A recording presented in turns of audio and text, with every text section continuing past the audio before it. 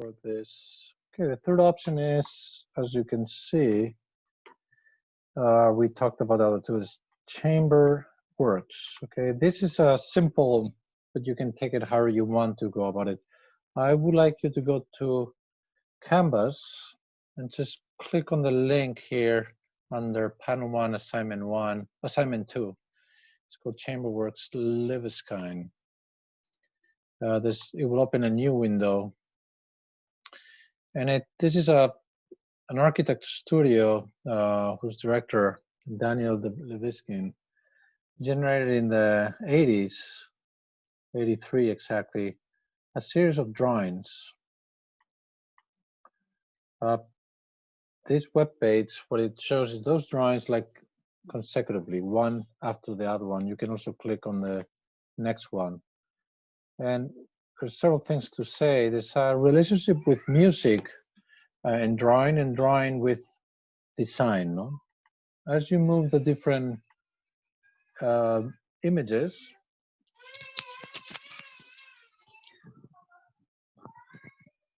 you can see how the proportion of the, let's call it the overall size of the drawing, the XY of the drawing, it's changing.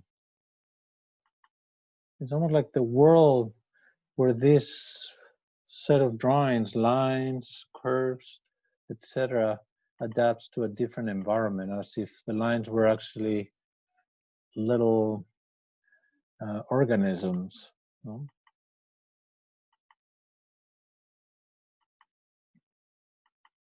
They get thinner and thinner, and then horizontally again, and they also start changing. There's a relationship with music that Libeskind has. There's also like a language that is rich in its way of searching for different typologies of line, like the curve, the thickening curve as it shrinks, the multiplicity of parallel lines that end at different lengths, the families that get together, the families of lines and curves in one side and polygonals connecting with that one. So it's almost like the drawing as almost like a virus that spreads throughout, again, a container or a frame, no? X by Y. Uses dots, hatches, polylines, freestanding hand drawing versus geometrical curves. So for me, they're very interesting. It talks about almost like a language of drawing, no? If it connects language and drawing, this could be one attempt to do so, no? So for the last of the options of the attempts for projects, I would like you to take a look at the drawings and just think about them, or just enjoy them, I guess, and create another proposal that is inspired by these drawings. Okay, you don't necessarily have to go crazy like this, and there are 1,000 ways to go about it, but just be inspired by this kind of animalistic take on a drawing and create a project. Okay, I want to do one very fast, but this is just one simple way. I'm sure you can find other alternatives. If I go to a base project and again save as,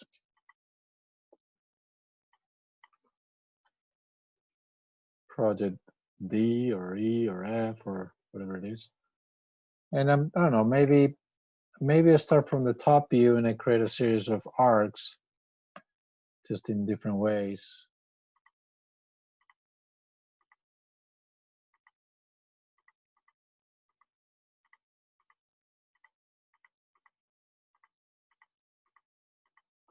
And a series of polylines, just why not?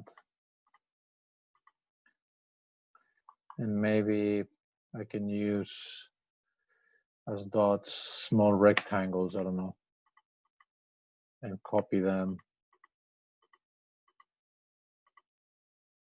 And again, this is your take on those drawings. You can do it in many ways. I'm gonna copy those here and scale them maybe.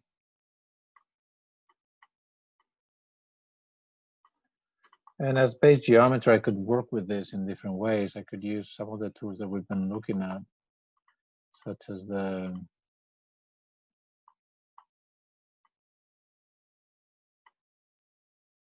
maybe I can do thinking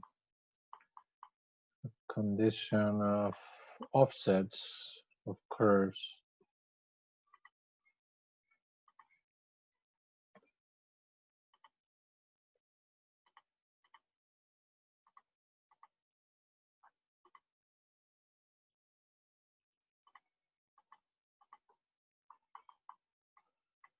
And I join these guys, for example, that could be an extrude, no? Solid, yes. So this could be one of the things that I work with. And another one offset here, maybe. And line here, that's the command line. Join and extrude as well. And I could do that several times with these guys or different ways.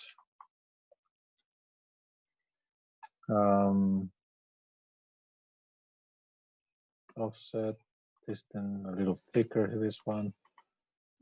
Line.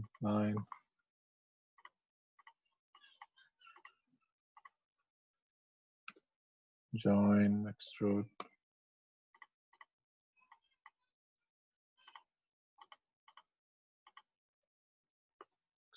And offset. This could be even thicker.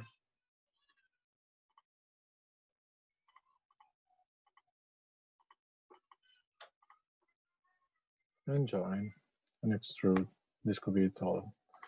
Also extruding, or I could potentially do other things. I know that tools, for example, you can do a curve from the front view. Let me see if that works. And go to a perspective, use those curves. There's the typical extrusion, is the extrude that is straight, as we know. I can do those with these ones here, extrude vertically, but I could do also an extrude along curve. That could be another one. Say select curves to extrude, and then the curve, and it creates these funky guys that I can cap afterwards. Just other ideas. Similar to a loft in a way, which, by the way, I could do lofts as well.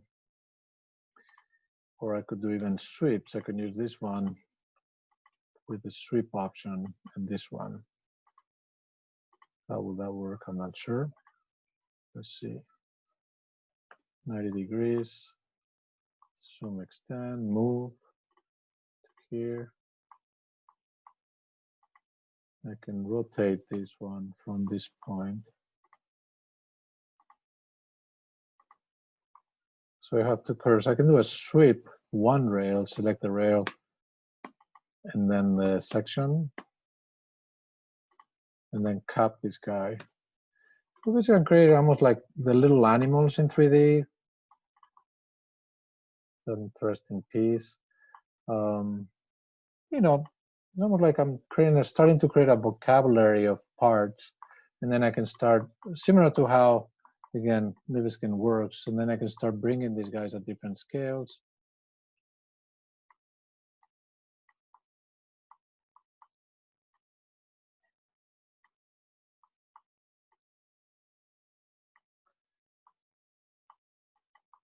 So they'll actually live in the container. And most of the things are too big, so I'm just going to do them smaller inside of the container there.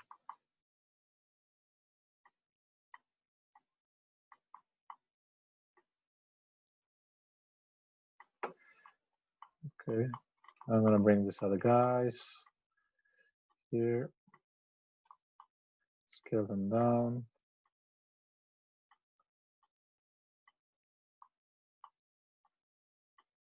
Rotate.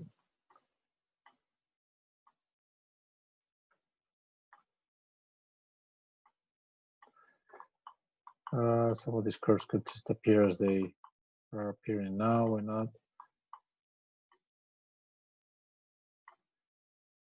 And there could be not just one. I could start saying, I'm going to copy these guys. Alt, move, Alt, move, Alt, move, Alt, move. So it creates a scalonated system. I'm just having fun with different pieces, different animals in the zoo. And the zoo is the container that we're talking about. No, this is obviously too big. Oop.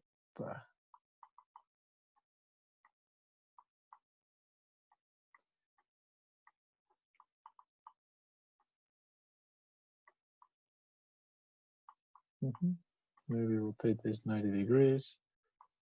Why not? And then I have this zoo. I have stuff inside that I can now do my famous Boolean operation. No, let's try Boolean difference and see how it looks. So that could be a proposal where it has several curvatures and stackings and coming in and out and a funky element there. Why not? You might like it or not, but something you can test. And I can do also a Boolean intersection of the negative space.